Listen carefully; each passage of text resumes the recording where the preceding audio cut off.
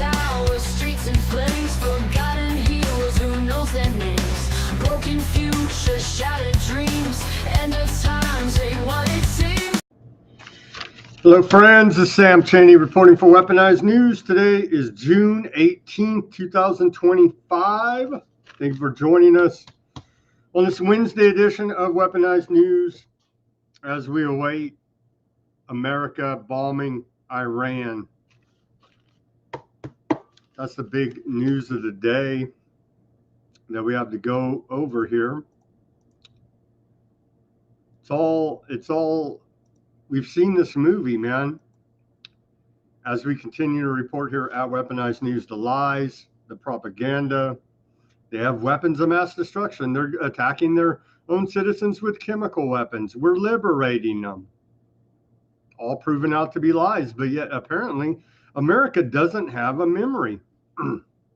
The UN, International Atomic Energy Commission, they say Iran's not making a nuke. I don't know. Our own Tulsi Gabbard, Director of National Intelligence, said that Iran is not making a nuke. It doesn't matter. It doesn't matter. Because the lies of Netanyahu, of Trump, of all these AIPAC Congress, none of them, none of their families are going to go fight in these wars. They're sick, man. Religious, fanatical maniacs. Do they even believe it? I don't know. They're using it as cover, though, for sure. That somehow this is God's will. We're going to get into all of that. It's quite horrific indeed. And what is the symbolism behind the two flagpoles that were put up today at the White House? We're going to get into that a little bit as well today, because there's some deep symbolism going on here. Here is the here's the two flags at the White House. Let me put that on screen. If you guys didn't get a chance to see the thumbnail, to put it in context for you a little bit better. Here it is. We're going to get to that. So what else do we got? The back and forth, saber rattling from Trump, on again, off again, on the attack. All signs point to we're going to bomb them. Some people say, well, he's just using tough rhetoric for negotiations. He said that negotiations are over, essentially. And there's reports back and forth from Iran. Iran wants to come negotiate. Then Iran says they don't want to negotiate. You know what I mean? Who friggin' knows? Honestly, I think they're all in it together at the top. And then they let the rest of us die in their insane satanic wars. That's what it is. They say it's of God. If your God's Satan, then your religion is to kill people. And that's exactly what they're doing here now, isn't it? Okay. Bunch of clips from Trump. We're going to go over it, put it all on the record. And then we have, of course, Iran's response from Khamenei, another maniac. They're just all, the world's run by complete lunatics who are failures. They failed. When you go to war, that's called failure. You see? Diplomacy has failed. Your government has failed when you go to war. And that's all you got left. Of course, Aardvarks, Netanyahu, is a failure. He was going to be, his government, let's not forget, Netanyahu's government was going to be, he was going to be taken out of power by Aardvark land. And he's also facing corruption, bribery, and other charges in Aardvark land. And so to get out from underneath all that and hold on to power, he attacked Iran. It's also transparent, but it's just disgusting, man. They all are war criminals, all of them.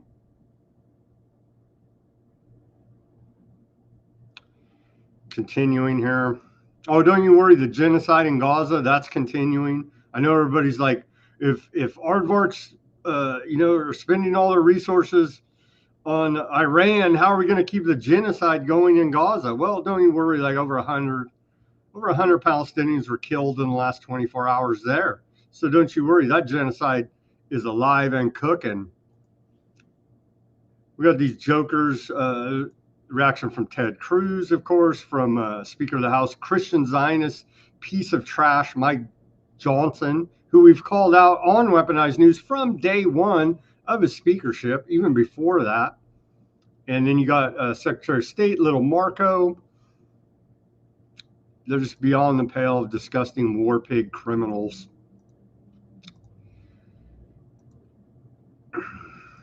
What else do we got? We got a lot about that, of course. We've got, we had to check in on the UN, of course. What are they doing? Well, another failed institution. They're not stopping any of these wars.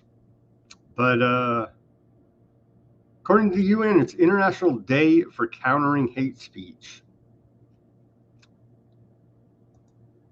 They put on a good front. On the economic front, the Federal Reserve announced that interest rates will remain unchanged.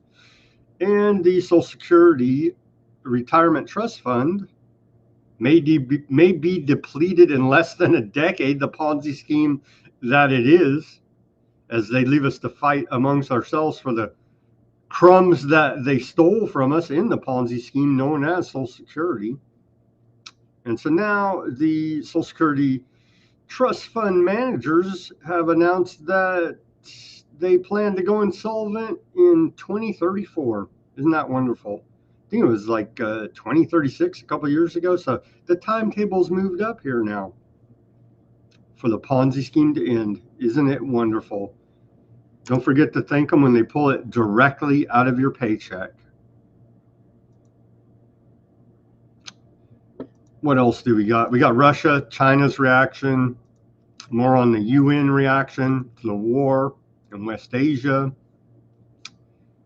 a little bit about Russia-Ukraine war. That's still going on as well. They're still killing the hell out of people. Over there, yeah, aardvarks are just out of control, insane people. Anyone that supports them, you're supporting. They're bombing Syria. They're bombing Lebanon. They're bombing Yemen. They're bombing Iran. They're bombing Gaza. 5 different places, even more than that. It's literally insane. It's so maddening, so frustrating. And all of your fake conservatives, fake MAGA influencers, they're now war propagandists. So good job, guys. You're real pieces of garbage. They don't care. They're paid mercenaries on the interwebs to influence thought, to social engineer, to mind control.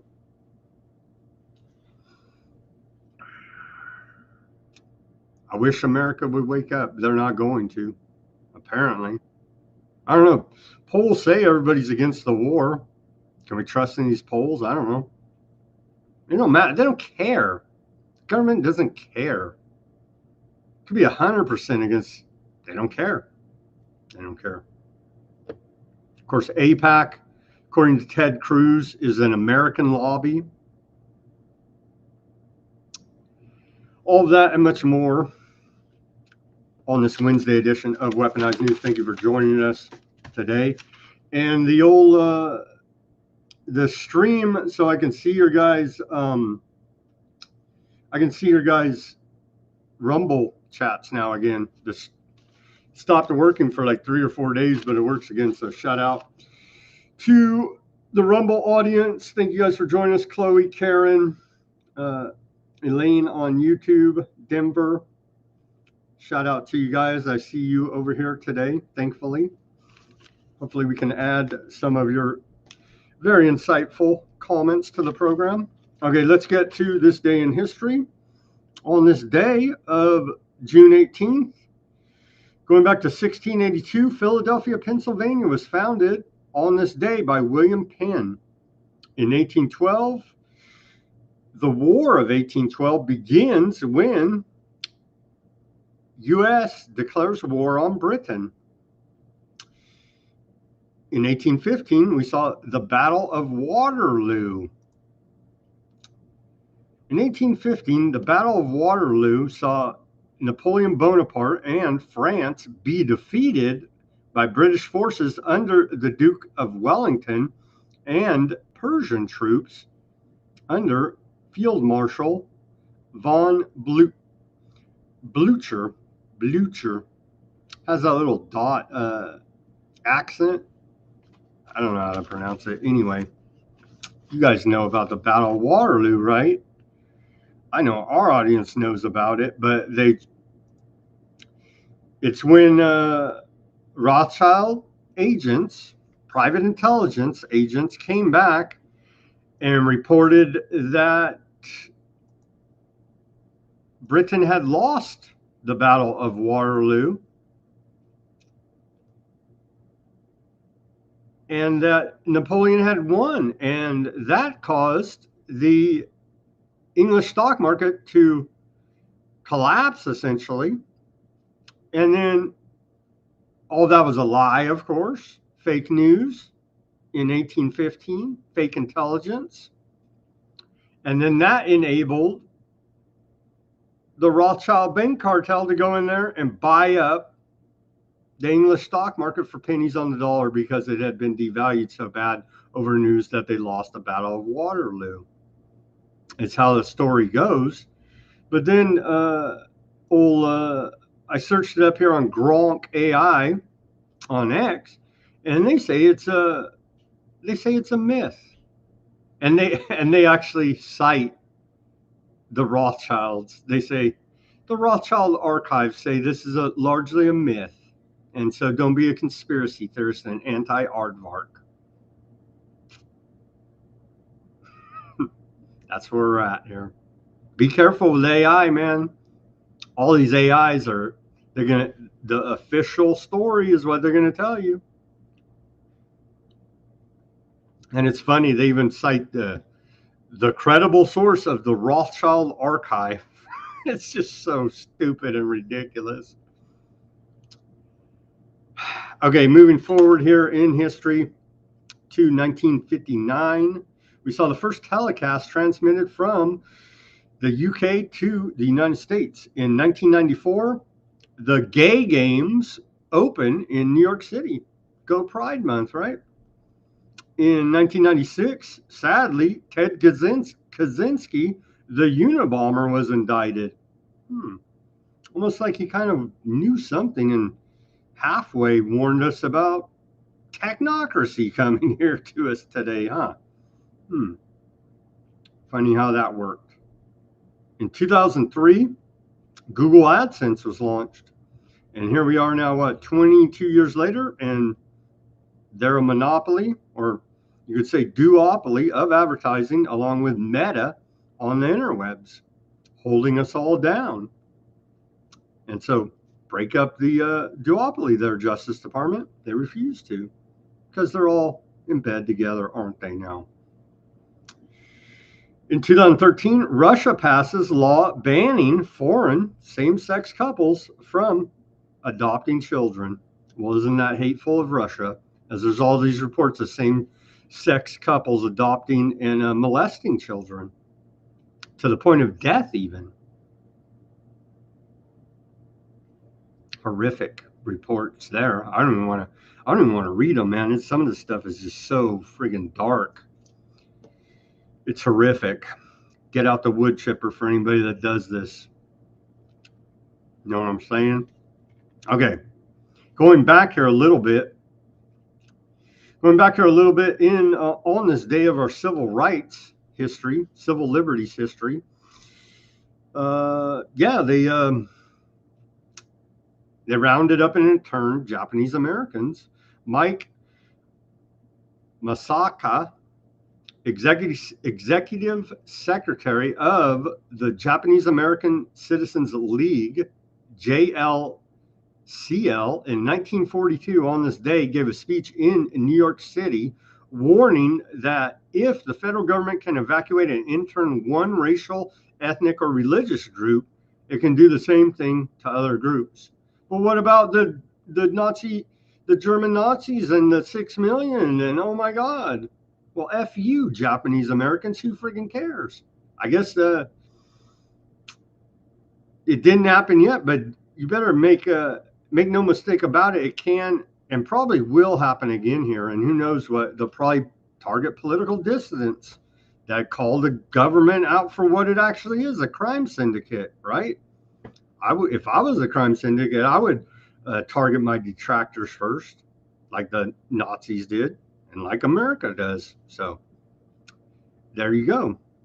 The federal government was in the process of evacuating 120,000 Japanese Americans from the West Coast and interning them in what euphemistically they called relocation centers. And remember, during the medical intervention period, the CDC said, we're going to relocate you to humanitarian quarantine camps for the greater good and public health. See? They didn't get that far, but you better believe they want to. They want to. The plans are already on the books.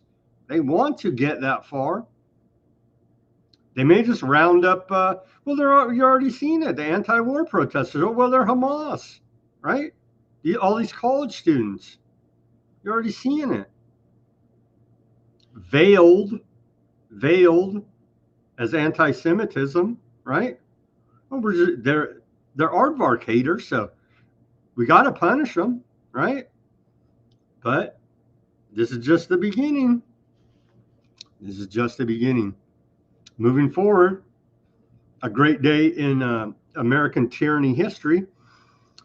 On this day in 1948, CIA gets Covert Action Authority, National Security Council Directive 10-2 regarding the Office of Special Projects. On this day gave the CIA formal authority to conduct covert actions overseas. The CIA had been already conducting covert actions since it was established in 1947, but this directive made it official. Well, isn't that nice? Isn't that nice? They had already been illegally conducting covert operations for like a year and a half. Here's a paper that says we approve. Freaking joke this country is until they come and drone you. Some of its most important early covert actions involve providing secret financial support to centrist and anti-communist political candidates in Italy and France in 1947 and 1948. The CIA also engineered a coup that overthrew the government of Iran in 1953, and then the government of Guatemala in 1954. Well, they were just liberating those people, as was documented in the Senate Church Committee on January 27, 1975. The CIA also plotted the assassination of a number of foreign leaders. They're just helping. They're just helping. In the war on terrorism, which we're still in today, under George W. Bush, the CIA engaged in the torture of terror suspects. The Senate Intelligence Committee issued a blistering report on the CIA abuses on December 9, 2014. Who cares? No one gets in trouble. Who freaking cares? They were torturing them for their own good. And then fast forward to on this day in 2013, mass surveillance. Testifying before the House Intelligence Committee on this day in 2013, Deputy Attorney General James Cole explained the government's philosophy on national security surveillance by saying that if you're looking for the needle in the haystack, you have to have the entire haystack to look through. Well, that's perfectly reasonable. Take all my private communications and data and and go ahead and violate my Fourth Amendment rights, all my rights, in the name of national security. It's reasonable to keep us safe from the terrorists that you funded, trained, armed, and radicalized to hate me. Well, that's very good of the National Security Administration there, isn't it? In short, the government feels justified in collecting virtually all communications by Americans. The hearing came in the wake of revelations of mass government spying based on national security documents stolen and released to selected news agencies by Edward Snowden, an NSA contract employee.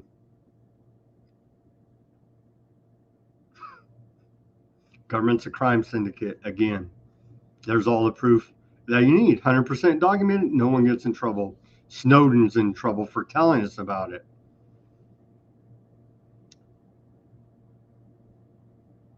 He's in trouble for blowing the whistle, not the people actually violating our rights and committing crimes against us. Isn't that how it always works? Okay. Here's here's our segue. It's our Lord and Savior, Bibi Netanyahu, shadow president of America, claiming for the last 30 years that Iran is on the verge of a nuclear weapon. Let's watch this mashup clip, and then we'll get to all the news of today for you. The deadline for attaining this goal is getting extremely close. And Iran, by the way, is also outpacing Iraq in the development of ballistic missile systems that they hope will reach the eastern seaboard of the United States within 15 years. By next spring, at most, by next summer, at current enrichment rates, they will have finished the medium enrichment and move on to the final stage. From there, it's only a few months, possibly a few weeks, before they get enough enriched uranium for the first bomb. The foremost sponsor of global terrorism could be weeks away from having enough enriched uranium for an entire arsenal of nuclear weapons. That would place a militant Islamic terror regime weeks away from having the fissile material for an entire arsenal of nuclear bombs. If not stopped, Iran could produce a nuclear weapon in a very short time. It could be a year, it could be within a few months, less than a year. There you go. Last 30 years, same rhetoric, same BS. It finally took. It finally took here. Let's flash back to old George Bush Jr. here. George W. Facing clear evidence of peril, we cannot wait for the final proof, the smoking gun that could come in the form of a mushroom cloud. Threatening us with mushroom clouds. And remember this gem of Colin Powell at the United Nations, claiming, flat out lie, claiming that that here's the proof that Saddam in Iraq has weapons of mass destruction. A flat out lie. No one gets in trouble. I remember Colin Powell came to Fresno, California with it was like a motivational speaker thing. Him, Giuliani, a bunch of these clowns, right? And everybody was praising them. They came to speak at the university, California State University, Fresno. And I went and protested him. I said, this guy's a war criminal. And you guys are lining up to come listen to this guy talk. He's going to motivate you about to lie? To get a bunch of American soldiers killed? I was like, and people are looking at me like I'm crazy. I'm like, you're the crazy ones. This guy's a damn war criminal and you're lining up to go see him speak like he has some great words of wisdom for us. He's a piece of shit. This guy right here, Colin Powell. And they look at me like I'm crazy. Whatever, man. I know the freaking score here. Pisses me off, man. All right. So apparently it's being reported that the war script has been released to all your influencers, to all the pieces of shit warmongers propagandists for war, you're going to burn in hell. I don't care if you say you believe in all this whatever prophecy and you're a good Christian. You go along with this, you're burning in hell in my book. Here it is. Pisses me off, man. And how many idiots, MAGAs, right-wing Republicans are going to buy right into this bullshit? Here it is, the war script. Allegedly emailed to social media influencers, your Mockingbird media influencers, and Republican politicians so they can all stay on the same script as they march us into war here now. Talking points to justify U.S. intervention in Iran. You cannot let Iran have a nuclear weapon. Yeah, we know Netanyahu told us 30 years ago they're going to have one tomorrow. You cannot let it happen because bad things will happen if that happens. It's just so stupid. No nuclear weapons. You can't give Iran nuclear weapons. Don't let Iran have nuclear weapons. They can't have a nuclear weapon. No nuclear weapons. I just don't want them to have a nuclear weapon. They cannot have a nuclear weapon. I just don't want Iran to have a nuclear weapon. Like, how many ways can you reword the same rhetoric? Well, they figured out about 20 different ways right here. It's just this short communique. So when you hear your favorite propagandists out there on the interwebs, on your televisions, on your radios, over the phone, however you get communications, and you hear these lines coming out of them, you can say, hey, you're a government paid shill propagandist piece of trash. It's truly disgusting, the war script right there. Truly, truly, these people are so despicable, so friggin' evil. Here's another one, Fox News, the War Channel. Let's watch this. Greg Gutfeld, he poses as a comedian to get you to lower your defenses. He's a comedian. He's just joking around as he's pumping war propaganda into the back of your mind. It's how insidious this asshole is. Let's watch this clip. Greg Gutfeld suggests to push the backstory of history aside and forget about the disastrous events of Iraq, Afghanistan, and Libya, urging Americans to start fresh and simply trust Trump in going to war with Iran. What a piece of shit this guy is.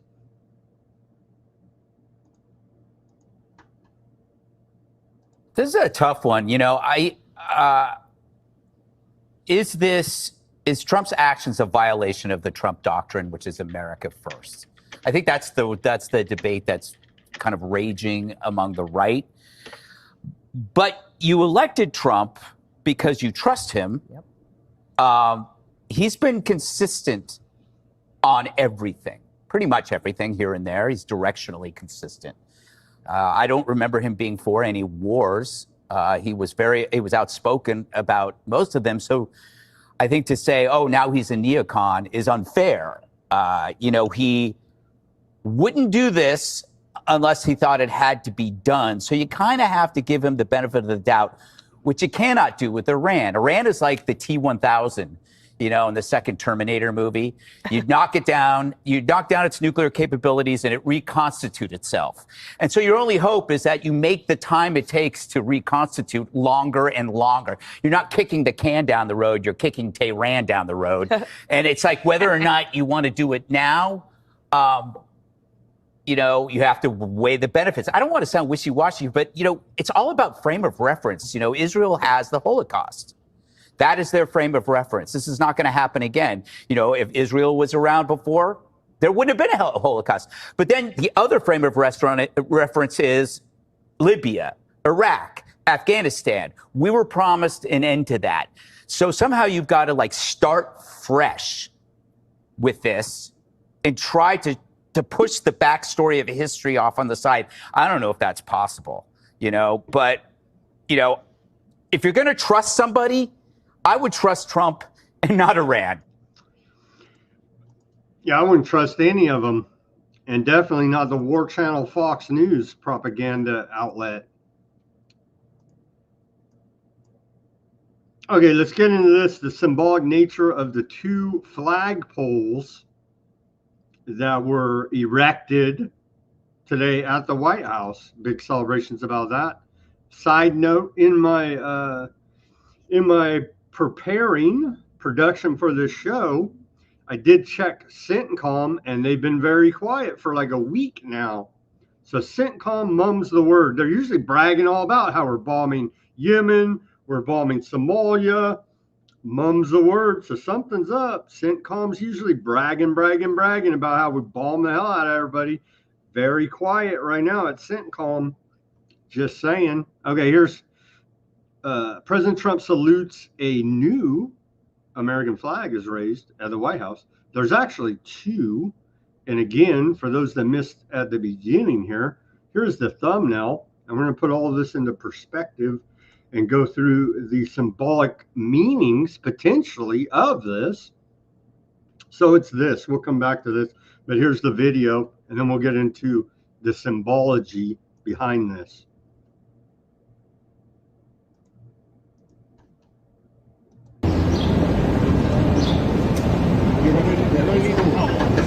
All right. Hey, it's all on you now. So once you get the fire off, it's viral on the internet.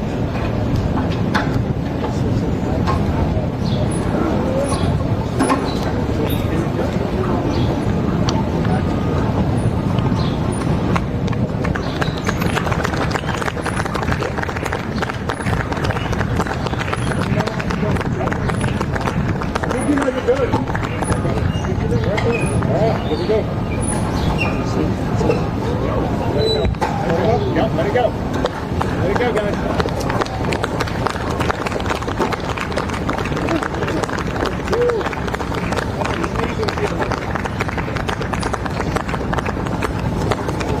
Isn't this what they do? Wrap themselves in the flag as they take you to war. Okay, what's the symbology behind this? They're still not they're not even showing the two as it is, but here's some more symbology with, of course, the obelisk, the erect male member there in the background. All this Masonic Babylon mystery religion symbology going on as well. This is right from the White House video.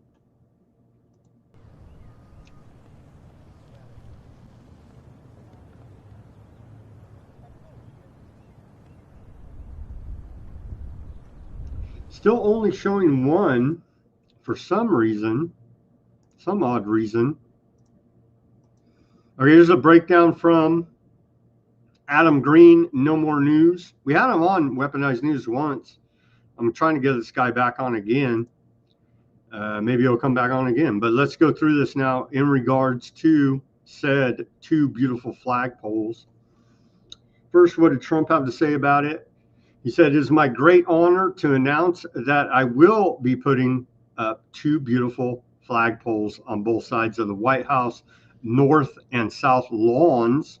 It is a gift from me of something which was always missing from this magnificent place.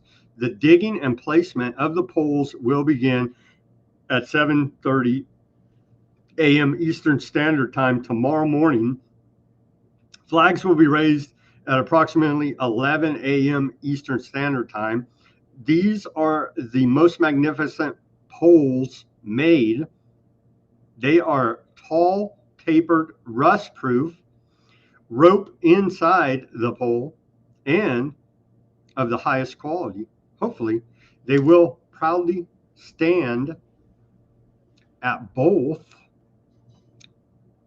And got cut off there a little bit, but the north and south was the key there. And so again, this is Adam Green's analysis from No More News. He says, Daniel's prophecy, king of the north and south. Daniel 11 contains the clearest reference. And the king of the south shall be strong, and the king of the north shall come. Messianic implications. In both the aardvark mysticism and Christian scripture, the north represents dominion, oppression, hidden forces, and judgment, while the south represents mercy, revelation, and messianic light. The Messiah is imagined as a figure who descends into the north, defeats or tricks the dark powers, and brings the light of the south to reign. This spiritual geography maps onto historical narratives. Rome north becomes Babylon, Edom, the enemy, Jerusalem, or the wilderness south becomes the birthplace of resistance and redemption. North versus south in aardvark apocalypticism. Gog and Magog. We've covered this before on Weaponized News. North forces of chaos, seen as the ultimate northern threat, the invading army of the end times. Zohar 1:18a, 1:19a interprets Gog and Magog as originating from the hidden frozen side of the north. These are cosmic enemies, often interpreted to be the descendants of Ishua, Rome, Christianity, or the demonic realms. South as source of redemption. Messiah is sometimes said to come from the south, based on Isaiah 63:1. Who is this coming from? And I can't see that part. With dyed garments. And so you can see the references according to the symbolism there, according to Adam Green. And so again, we're trying to get him on the show here to take some deep dives in it, because he's always exposing all of this religious fanaticism, let's just say. Okay, on to Trump now. He says for 40 years, they've been saying death to America. Really? Well, they said death to America, you know what I mean? So, hey. And you know who's been saying they're going to have nukes for 40 years? Netanyahu. Oh, 30 years, sorry. No, they had bad intentions. You know, for 40 years they've been saying death to America, death to Israel, death to anybody else that they didn't like. They were bullies. They were schoolyard bullies. And now they're not bullies anymore, but we'll see what happens. Look, nothing's finished until it's finished. You know, war is very complex. A lot of bad things can happen. A lot of turns are made. So I don't know. I wouldn't say that we won anything yet. I would say that we sure as hell made a lot of progress. And we'll see. The next week is going to be very big. Maybe less than a week. Maybe less. But is there anybody here that said it would be okay to have a hostile, very, you know, zealots really, but to have a hostile country have a nuclear weapon that could destroy 25 miles, but much more than that, could destroy other nations just by the breeze blowing the dust. You know, that dust blows to other nations and they get decimated. This is just not a threat you can have. And we've been threatened by Iran for many years. You know, if you go back and look at my history, if you go back 15 years, I was saying we cannot let Iran get a nuclear weapon. I've been saying it for a long time, and I mean it more now. So disgusting, the propaganda. As you can see, again, keep showing this, but yeah, Iran is definitely threatening us. They put their country right by all our military bases right here. You can see. So yeah, they're threatening us. How dare they be the bullies in West Asia there, threatening all of our military bases. It's just beyond the pale, man. Okay, here's Trump again. They should have made the deal. I had a great deal for them. They should have made the deal. In the end, they decided not to do the deal. Short clip from Trump. Deal. I had a great deal for them. They should have made that deal. 60 days we talked about it, and in the end they decided not to do it, and now they wish they did it. And they want to meet, but it's, you know, it's a little late to meet, but they want to meet, and they want to come to the White House. They'll even come to the White House. So we'll see. I may do that. See, again, the conflicting rhetoric. He says, oh yeah, well, yeah, maybe we're going to meet. Iran says they're not meeting, so somebody's lying. They're probably both lying. Let's just assume they're all lying, and that would be a safe bet, I believe. Here's Trump says he's not looking for a ceasefire now. The heavy warmonger rhetoric. He said I was going back home to make a ceasefire. Not a ceasefire. We're long beyond ceasefire. And I said, why do you say that? Why would you say ceasefire? It's a bad term to use. Because a ceasefire means like everything's going swimmingly, we'll take a little time off. It's not. We're not looking for a ceasefire. We're looking for a total, complete victory. Again, you know what the victory is. No nuclear weapon. Mr. President. So I thought it was a very badly worded statement by him. But his own director of national intelligence and the UN both say they're not developing a nuclear weapon. Somebody's lying again.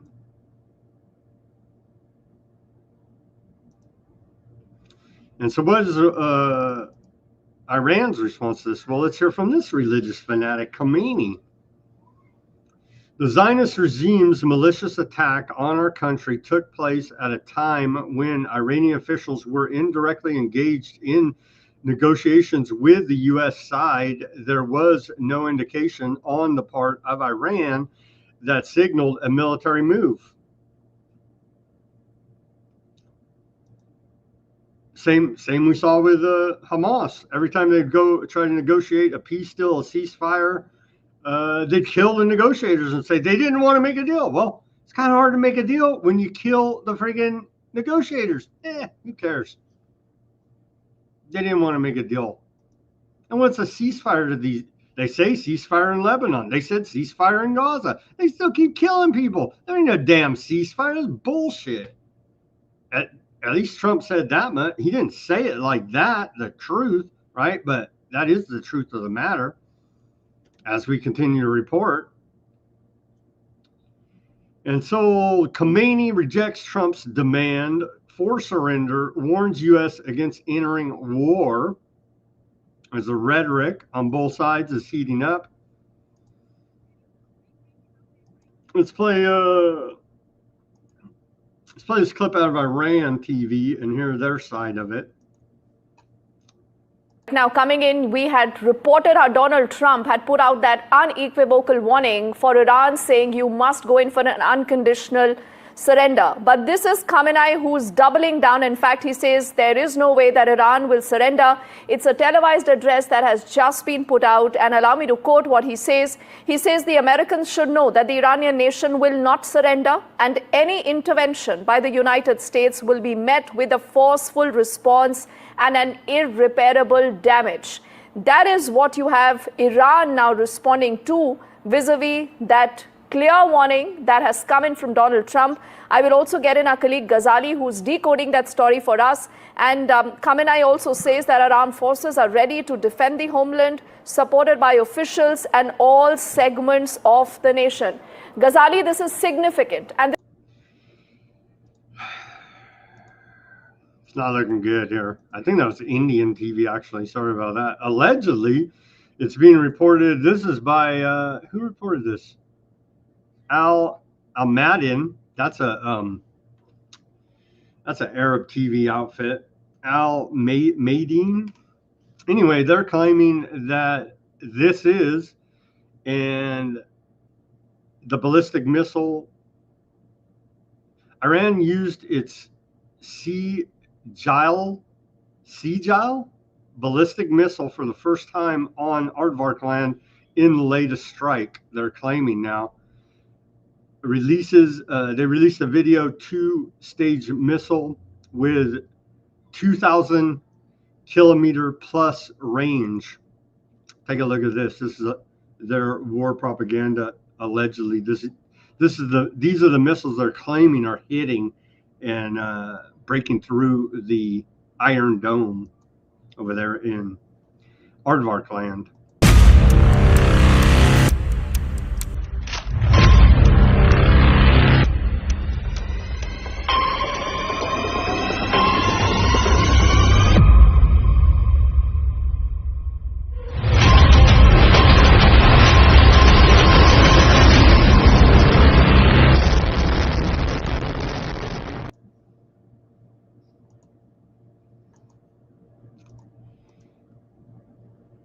Christian Zionist Mike Johnson, Speaker of the House, piece of trash. He says Iran was very close to nuclear capability, literally reading off of a script.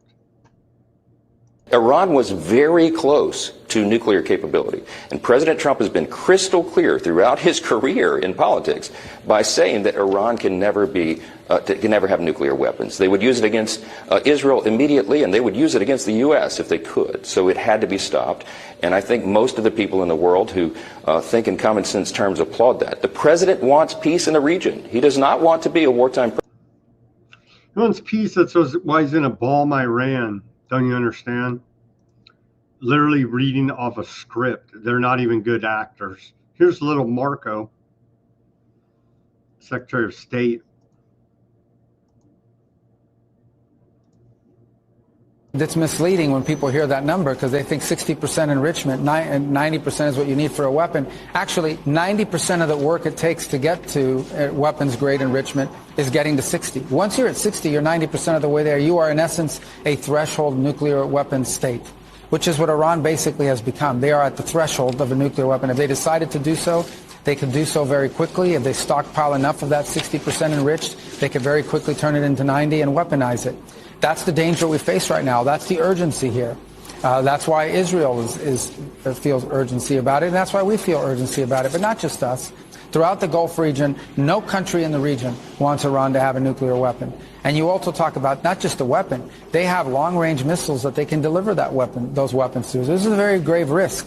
And they are enriching at that level, and they're openly doing it, by the way. In fact, their Congress, their legislative branch, actually passed a law requiring them to enrich at a certain level because JCPOA, the Obama deal with Iran, was canceled. So this is a critical moment. The president has made it a priority, and now people understand the urgency here because they are fairly close, too close for comfort, to a nuclear weapon. We have to roll that back one way or another. Trump in his first term was the one that canceled the nuclear deal with Iran, leading up to this moment now. Now let's hear from this piece of garbage. Senator out of Texas, Ted Cruz, as Trump affectionately branded him, Lion Ted.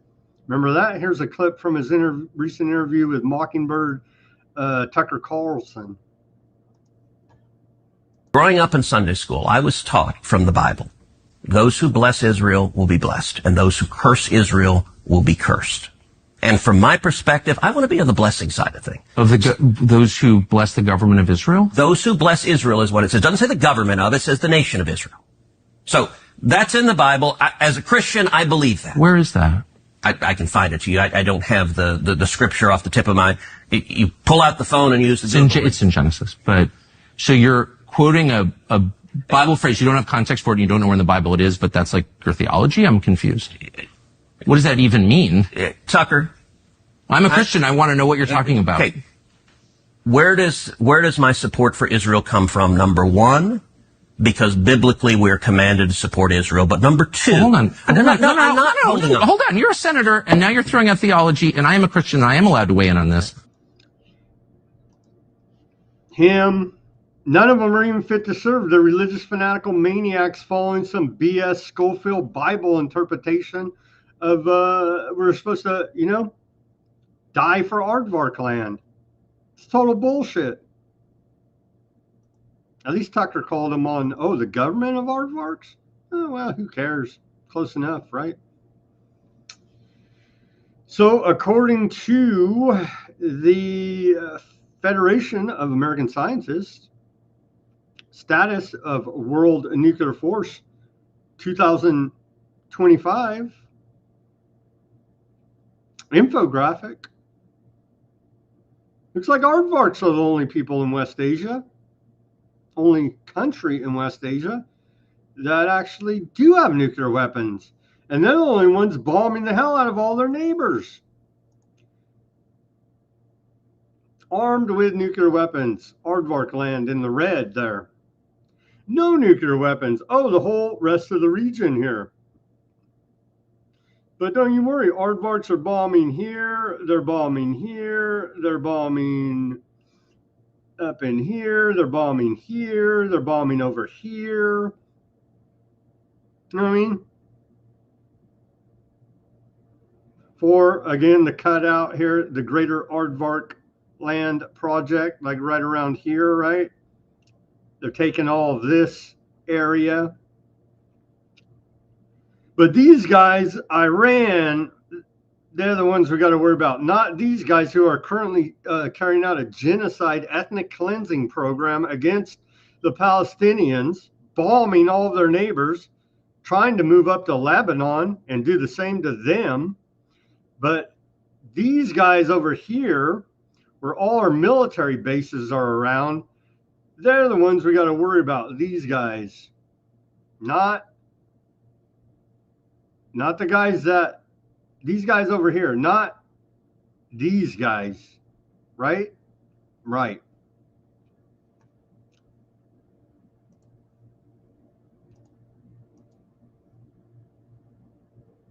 Now this is outright treason.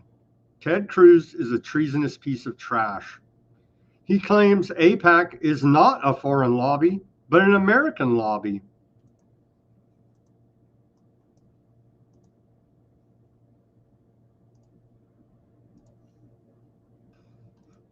It lobbies for war, for aardvarks, in the name of. And here's Ted Cruz. Of course, Ted Cruz has received 1.8, almost 1.9 million dollars from Aardvark lobby. Here now. See him there at the bottom? What a treasonous piece of trash Lion Ted is.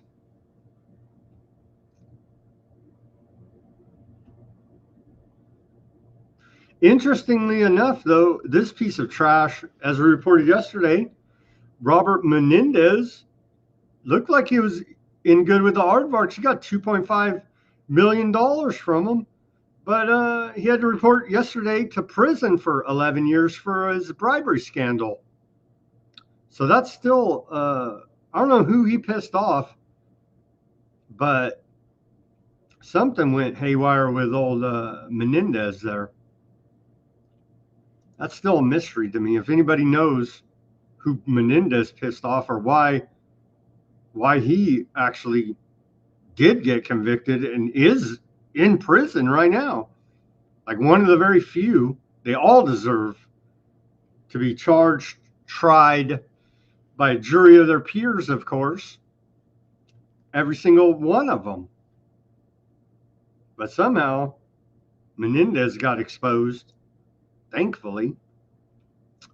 Let's see what we got here. Here's a, oh, yeah, I don't want to play that clip, but here's one. Where's it at? Oh, here's a bit of a longer one. Let's see. How are we going to do this? Yeah, let's go ahead and take the live commercial break now, because I have about an 8-minute clip from Adam Green exposing what the aardvarks are saying. So here's our live commercial break, and then we'll come back with that. Everybody go to weaponizednews.com. As I straighten my collar out. Go to weaponizednews.com. We're celebrating Pride Month every day of the year, right? You don't get the satirical humor. Some people don't. Trolls are telling me, I can't believe you're supporting the gay agenda. I was like, you don't get it? Like, you're this dense? Anyway, support. It is Pride Month. You can get your holograph rainbow sticker and support it every day of the year at weaponizednews.com. If you don't support the Pride Month, okay, then you can get the white sticker, white background there for you white supremacists. And then the clear, you can see the clear one here. Put it on your laptop, your bumper, your guitar, your work locker, which listeners have told me they've strategically placed these stickers in such positions. Put it on your Cybertruck, right? I guess that whole psyops over of vandalizing Teslas. I don't know. Maybe it's still ongoing. Anyway, go to weaponizednews.com. Thank you to all the supporters out there. We truly do appreciate it. We take donations, buy some stickers, help support Weaponized News. Now, a word from our sponsor, and we'll be back with a, let's say, minute clip of them in their own words, essentially, telling us all about it. Here's Abba Zaba Enterprises. Running a small business feeling overwhelmed by numbers and paperwork? Abba Zaba Enterprises has your back. Our expert business solutions include accounting, QuickBooks support, payroll, taxes, and top-notch consulting. Let us handle the details so you can focus on growing your business. Business Solutions Accounting, QuickBooks, Consulting, Payroll, Taxes. Call 559-577-9250. Call Abba Zaba Enterprises today at 559-577-9250 for stress-free solutions. And we're back. Thank you for joining us on this Wednesday edition of Weaponized News, June 18th, 2025, as we await the imminent attack by America under President Trump, making America great again by bombing Iran. And again, they're all reading off a script, as we talked about at the beginning and showed you part of said script that went out to influencers on the interwebs, on the media, and to politicians. And we played clips of them literally word for word reading off of the script. We can't let Iran have a nuke. And so on and so on. Okay, here is video from Adam Green, No More News, exposing the aardvarks as he does.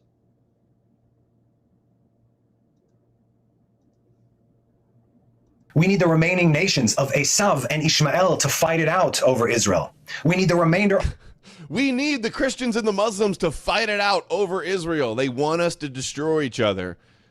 It's just so unreal. How many times, how many examples do we have to show that this is what like all the rabbis are saying before people start waking up and pay attention to this and how dangerous this is?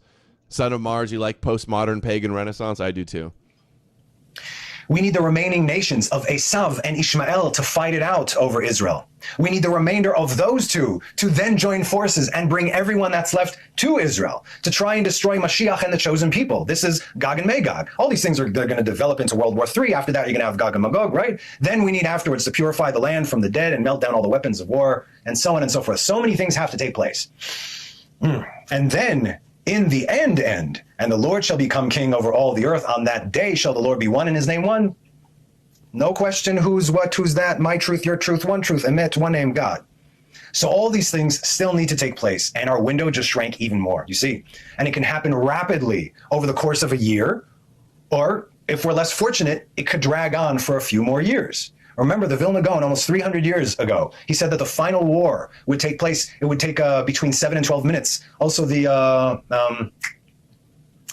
Chafetz Chaim, before World War I, he was talking about 3 world wars. He said the first one is going to be catastrophic. The second one is going to make the first one seem like it was a kindergarten. And they were saying this before even World War I. The third world war is going to make the second world war seem like it's nothing at all. Like, whoa. And he said in that one is what's going to take place between 7 and 12 minutes. And so we know it's a war of buttons right now. This whole garbage, you fire a thing on me, I fire a thing, that's not war.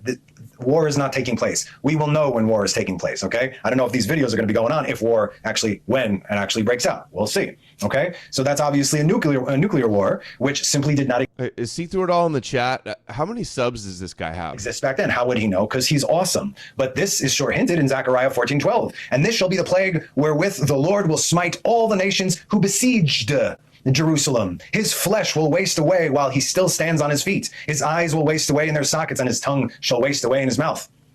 Fallout, maybe? Besieged, tzav'u. This is the past tense. That's anyone who came against Israel throughout history. This is what will happen to them. They can't wait to literally evaporize. Is that the right word? Evaporize? Evaporate?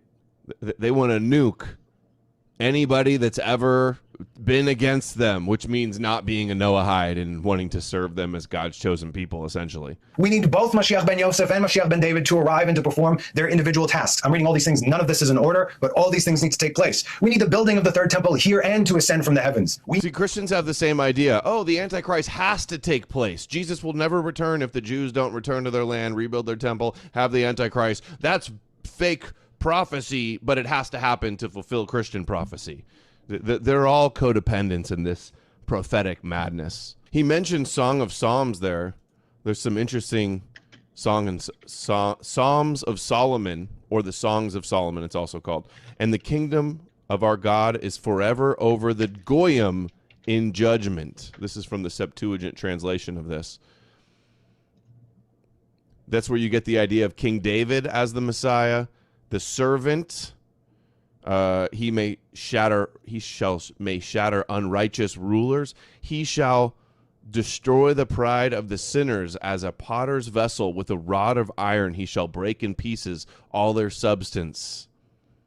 That's what the Messiah is supposed to do, conquering the Goyim, conquering the nations. He shall destroy the godless nations with the word of his mouth. This is the idea of Jesus. So they read that. The first Christians read that and thought, oh, the Messiah is not meant to conquer with a military, but with teachings. And that's why they had the teachings of Jesus that they manufactured to conquer the nations. At his rebuke, nations shall flee before him, and he shall reprove sinners for the thoughts of their hearts. There's more. Psalms of Solomon is... Read that one. This is what they're all about. Here's where the conspiracy is. You want to see the smoking gun of the Messiah prophecy, Yahweh conspiracy right here. He shall judge peoples and nations in the wisdom of his righteousness.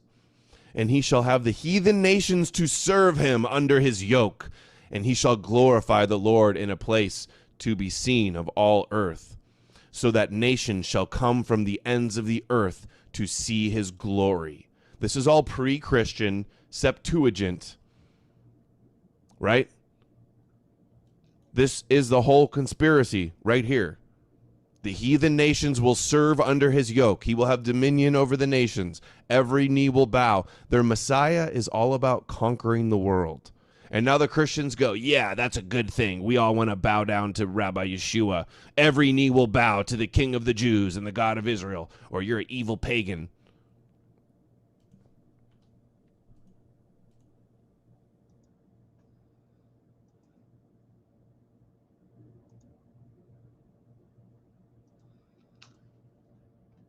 Continuing here,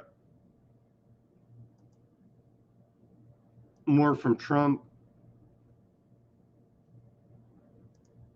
with his war rhetoric. He's telling Khamenei good luck.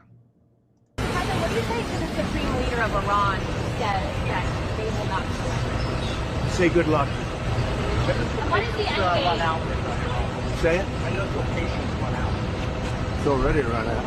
That's why we're doing what we're doing. You're going to take out... Yeah, they had 60 days and a big, 60 days, plenty of time. And they made a mistake. Honestly, they made a mistake. Their country's in ruins. So many people are dead that shouldn't be dead. It's a very sad thing.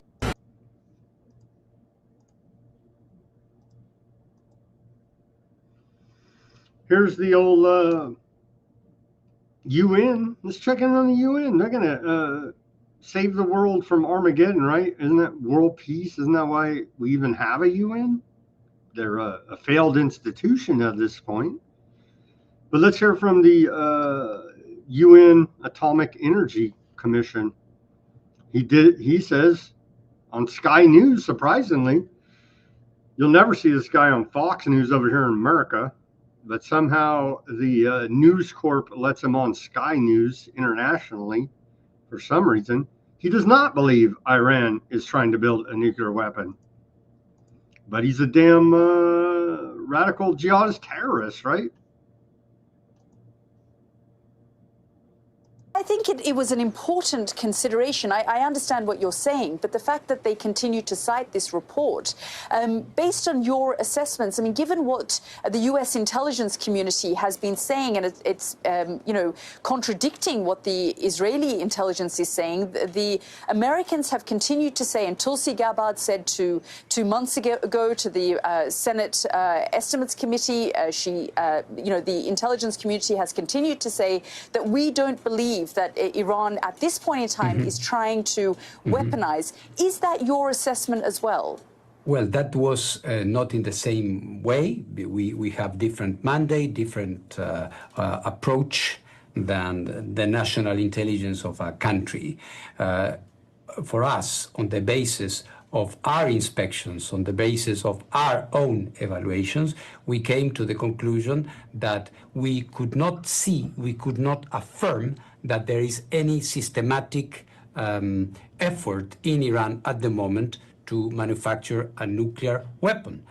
While we say that, at the same time, we say Iran is enriching 60% uranium, the only country in the world doing that. So there were elements for concern. But as to saying they are building manufacturing a nuclear weapon, no, we didn't say that. Well, guys, just a terrorist, because little Marco told us that 60 is the same as 90, right? We just heard that from him. So another terrorist out of the UN, who cares? Trust the script given to us by the military intelligence here in America. Trust that script. They've never lied to us before. Aardvark Land hacks Iranian TV, calling on citizens to rebel against Iranian government. Let's watch this short clip. And yesterday we reported on cyber attacks on Iran trying to incite a bank run, amongst other damage of Iranian infrastructure. It doesn't look like that materialized. Maybe it did. I don't know. I haven't seen any reports today on it, but they were definitely egging on a bank run there in Iran to collapse their economy.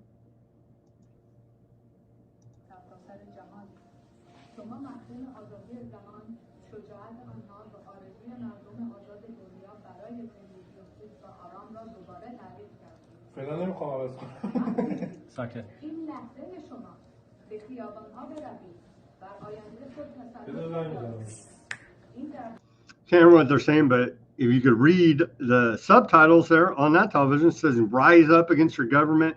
The regime has failed to protect you." Haven't all of these institutions failed? And see, you could see right there the operation, what is it? Lion something. I think this report had the actual, what's the operation's name? The attack on Iran. It's called Operation Rising Lion. And you can see it right there. Operation Rising Lion, tagged on the hack of Iranian television. Aardvarks estimate Iran still has 1,800 ballistic missiles after firing 400 at Aardvarks since the conflict began, and that's according to Voice of Aardvark Land. For whatever that's worth, if we could believe any of this. And then here's propaganda out of more propaganda. And this is literally a cartoon, CGI. But what the hell? Let's trust the IDF. IDF says it attacked Iran site, making anti-tank missiles to be transferred to terrorist organization Hezbollah. IDF also claims Iran's been arming Hamas, Hezbollah, and Houthi terrorist regime for years. Never mind the fact that the West created Hamas. They leave that part out, the IDF does. Again, no sound on this, I believe. Yeah, no sound, but it is a nice computer-generated image, little cartoon. They want us to believe that this is making all of their actions legitimate. There's the alleged missile factory. Oh yeah, nice cartoon of a missile assembly line there.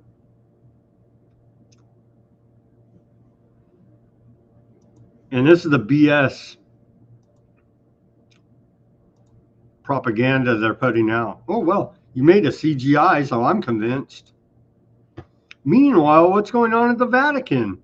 I know everybody was concerned about what the Pope position on all of this was, Pope Leo. Well, thankfully, American ambassador Ben Shapiro, with his little hat, showed up to talk to the Pope, who also had his little hat on. So isn't this a heartwarming image? Two little hats talking to each other. And you have the black and the white imagery going on there, symbology. And so isn't this just wonderful? Little Ben Shapiro at the Vatican talking to Pope Leo.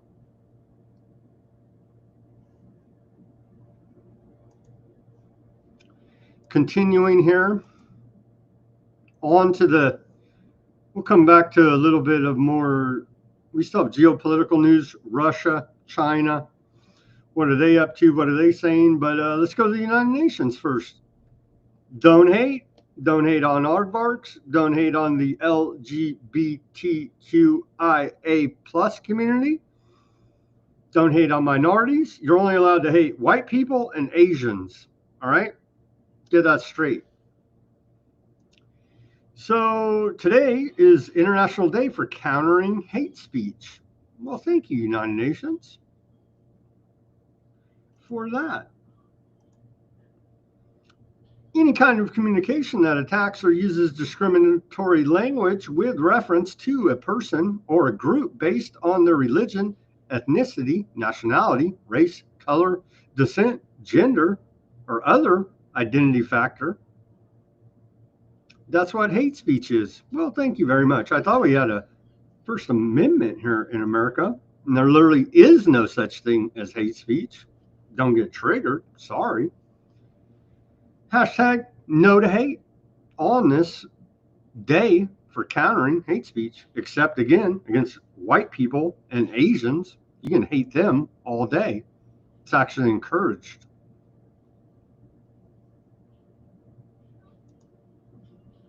There you go. International Day for Countering Hate Speech. As we await the very divisive Juneteenth, which is tomorrow. They've carved out a separate day for the blacks here in America. And we're supposed to cheer it on how it's the greatest thing ever. Unity unite.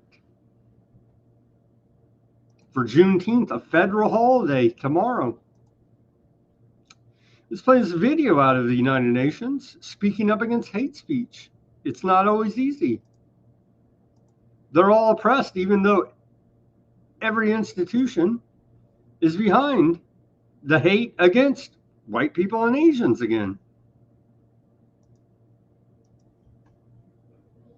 Hating. We are all born as human beings free from prejudice, and as we grow up, we learn things, we acquire things, we pick up things from our environment, we read things. Words sometimes prompt people to later take violent action, and so it's important to shut down hateful speech so that it doesn't then encourage people to move toward actions that are even more dangerous and deadly. I think that hate is so pervasive. It keeps people from finishing school, it keeps people from being productive citizens, it keeps people from living their authentic selves and contributing to the world in the way that they can. So the psychological effects can be really profound and impact on an individual's levels of functioning. So it is important that this is something that we all stand up against, this particular issue, and we all know that we have a role and responsibility to create a safe working environment, but also a safe home environment. Everyone is vulnerable to hate speech, and we're going to see some form of discrimination at any age. If you're a victim of hate speech, if you're a victim of bias and discrimination, there is no age to be hurt. So the idea is to really, learn about the other, have the opportunity to interact with them frequently, so you know them as individuals, as human beings, rather than as labels or as groups as such. A lot of the derogatory, quote, hate speech out there is based on stereotypes, which many times ring true, I'm sorry to tell you. And have you ever heard when you're a kid from your mother complaining about that kid's bullying me, hurting my feelings, sticks and stones will break my bones, but names will never hurt me? We have a First Amendment in America here. There is no such thing as hate speech. Sorry to tell you there, UN. Okay. I mentioned this at the beginning, but I think it's worth mentioning again here now. The Ponzi scheme known as Social Security, taken directly from your paycheck without your consent. Social Security, CNBC's reporting here. Let me put it on the screen for everybody waiting to retire and get their Social Security. Social Security Retirement Trust Fund may be depleted in less than a decade, new trustees report finds. The trust fund, Social Security, relies on to help pay retirement benefits, may be depleted in 2033. Like that. If you're out there, Ruckus, 2033. At which point, 77% of those benefits would be payable. The program's combined trust fund, which also includes disability insurance, may run out in 2034, 1 year sooner than projected last year. And I think the year before that, they projected a year longer. So the window is shrinking here now, isn't it? Advocates for Social Security beneficiaries said Congress should act as soon as possible to avoid benefit shortfall. Wasn't that good of them? Advocating to steal more from you and I to keep the Ponzi scheme going. A little bit in public health news today. Supreme Court upholds Tennessee ban on transgender treatment for minors. And so isn't that hateful on this Pride Month for the 6-3 ruling coming out of the Supreme Court?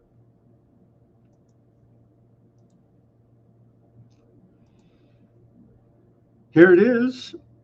The United Nations, of course, we need peace. I agree with them, but isn't it self-evident they're a failed institution? We have no peace. We have no peace. I strongly appeal to all to avoid any further internationalization of the conflict. Guterres, head of the UN, profoundly alarmed by military escalation between aardvarks and Iran, stresses diplomacy is the best and only way to address concerns. Really, UN? As long as the United Nations, or as long as the United States sits on the Security Council and has veto power, then there will be no peace there. So it's all bogus, fake.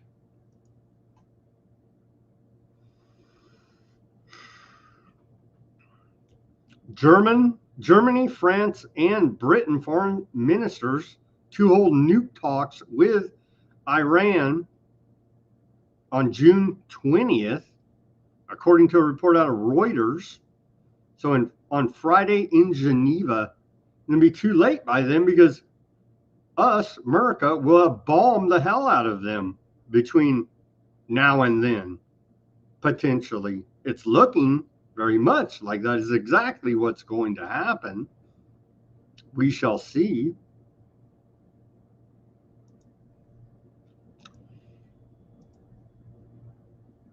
So what does China have to say about all this? China says China's playing the peaceniks now here in the background. History should move forward, not backward, and the world should be united, not divided. Humanity must not regress to the law of the jungle, but build a community with a shared future.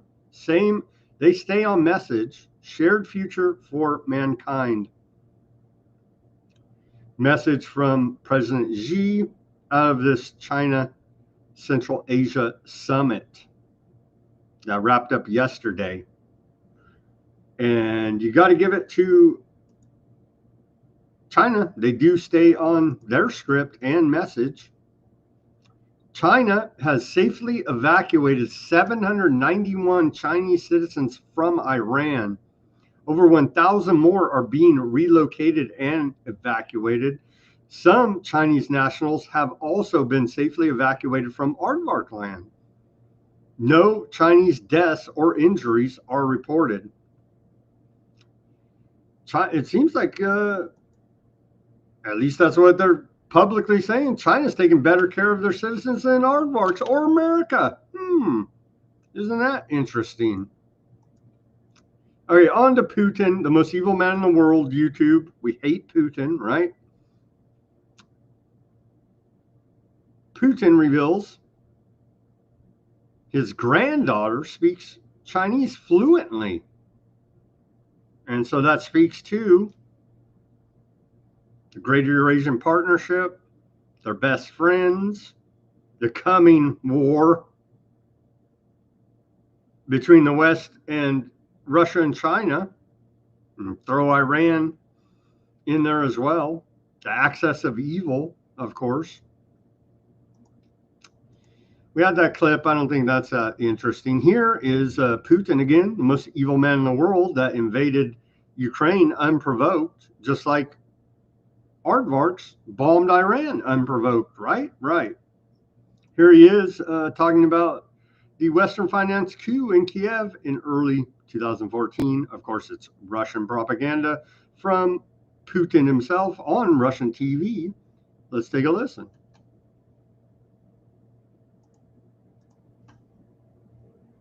That Russia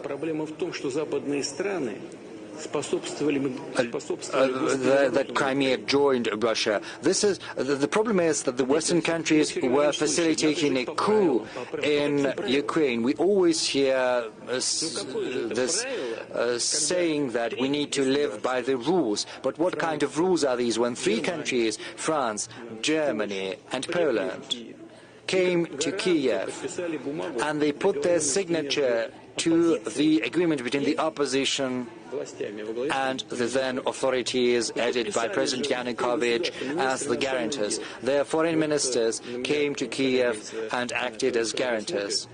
Our colleague from Germany is looking at me. Mr. Steinmeier used to be a foreign minister and he put his signature to that document. But after several days, the opposition carried out an armed coup, and we didn't hear any protest. And then they're telling us that we need to abide by the rules. Are you writing rules for others to follow, whereas you are not going to perform according to those rules yourself?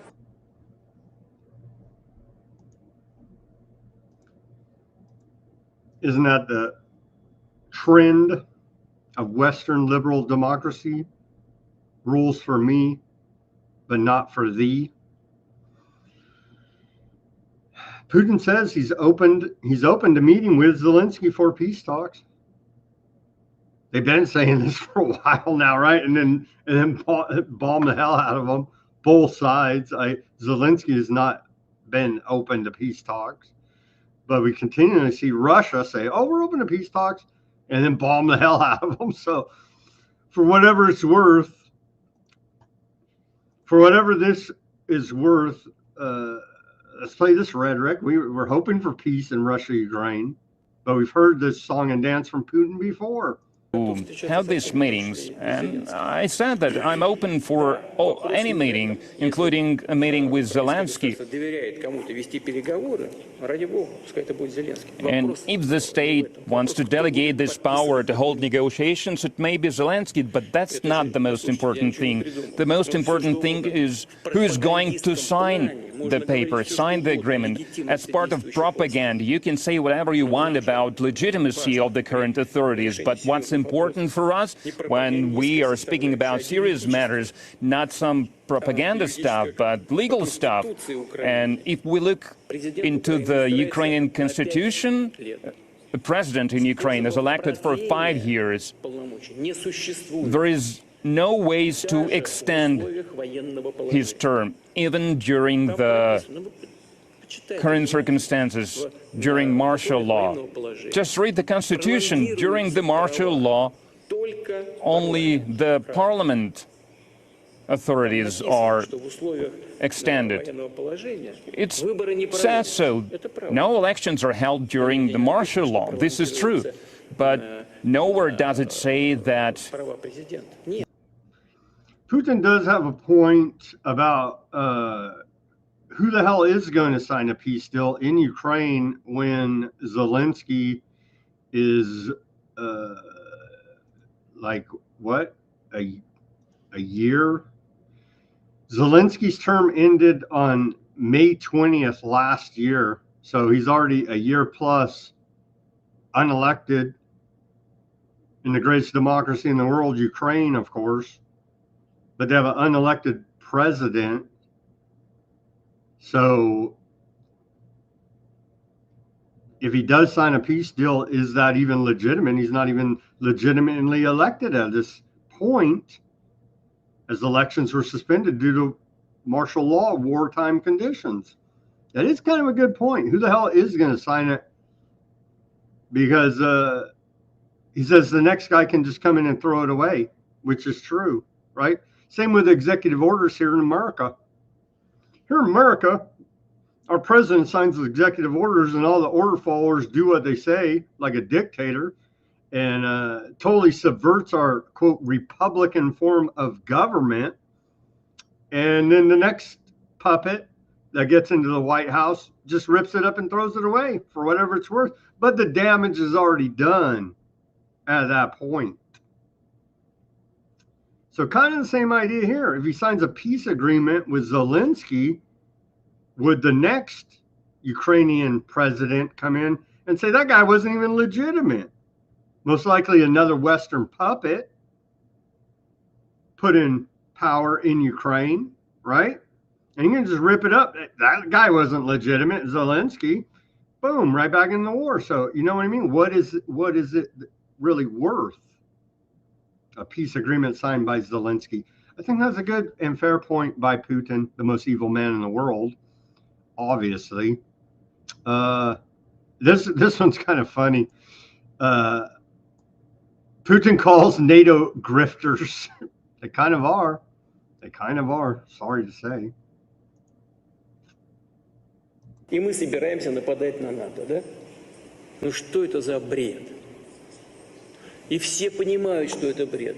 И обманывают свое население для того, чтобы обеспечить выколачивание денег из бюджетов. 5%, 3,5 плюс 1,5, да? Значит, и объяснять этим провалы в экономике и в социальной сфере. И мы собираемся нападать на НАТО, да? Ну что это за бред? I don't know. He says he's not going to attack NATO. But they need more funding because he's going to attack NATO. I don't know. Maybe he's going to attack NATO. Fund them more, I guess.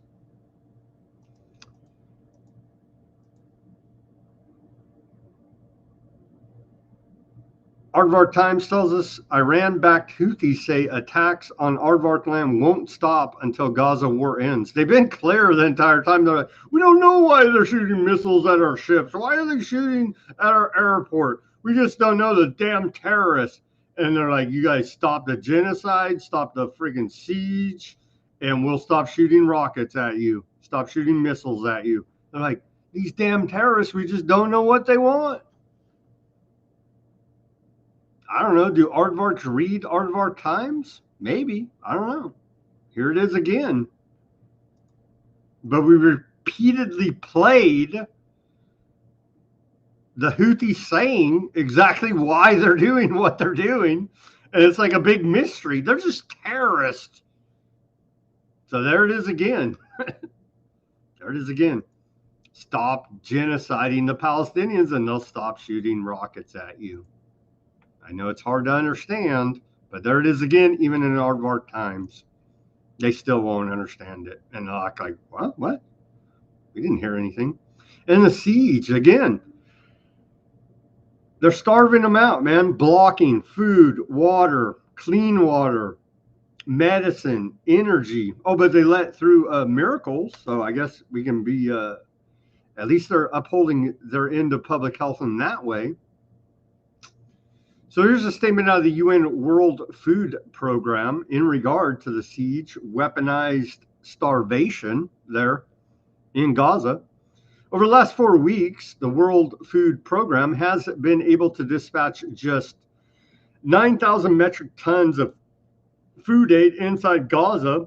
And we know there's this other quasi-aid group linked to aardvarks in America that when the starving Palestinians go to get food, they just shoot them. That's going on as well. Continuing on with a communique from the World Food Program. What is even worse is that far too many people have died while trying to access the trickle of food aid coming in. What I just said, it's a setup, and they kill you when you go looking for a piece of bread. Only a massive scale up in food distributions can stabilize the situation, calm anxieties, and rebuild the trust within communities that more food is coming, safer and more reliable convoy routes, faster permission approvals, dependable communication services, and the opening of additional border crossings are urgently needed now. The fear of starvation and desperate need for food is causing large crowds to gather along well-known transport routes, hoping to intercept and access humanitarian supplies while in transit, and, may I add, making them easy targets. Any violence resulting in starving people being killed or injured while seeking life-saving assistance is completely unacceptable. Aardvarks could care less. It's a setup to get them to come there and be easy targets. World Food Program continues to call for the protection of all civilians and all aid workers delivering life-saving assistance. During the ceasefire, which is total BS, World Food Program facilitated as many as 600 trucks per day in Gaza, which helped push back the tide of hunger. World Food Program stands ready. We have food in the corridors, experienced teams on the ground, and proven systems in place to respond at scale. What is urgently needed now is another ceasefire. What a joke. So we can reach families with critical food supplies in a consistent, orderly, safe manner wherever they are across the Gaza Strip. The time to act is now. Delays cost lives. We must be allowed to safely do our jobs. Yeah, that's not going to happen. Sad to say. And again, last 24 hours, you're like, oh, well, aardvarks got their hands full with Iran. They got their hands full with bombing Syria, Lebanon, Yemen. They'd probably lay off the Palestinians, right? Well, they've actually escalated the genocide, killing 140 Palestinians in Gaza over the last 24 hours. Thank you very much. As it seems, this extension of war with Iran is just more cover for the genocide. Aardvarks are demolishing homes in southern Syria and detaining civilians there. Isn't that good of them? That's all the news we got for today on that front. As far as I can tell, we're like in a holding pattern, waiting for the United States to go ahead and bomb Iran, which has been a long time coming. The ghost of John McCain is cheering it on from hell. And the rest of these neocon war criminal scum, Fox News, it's just beyond the pale of disgusting. So we wait and see. But all signs right now, all reports point to we're going to go ahead and bomb them based on Iran can't have a nuclear weapon. The BS talking point script. Here it is again.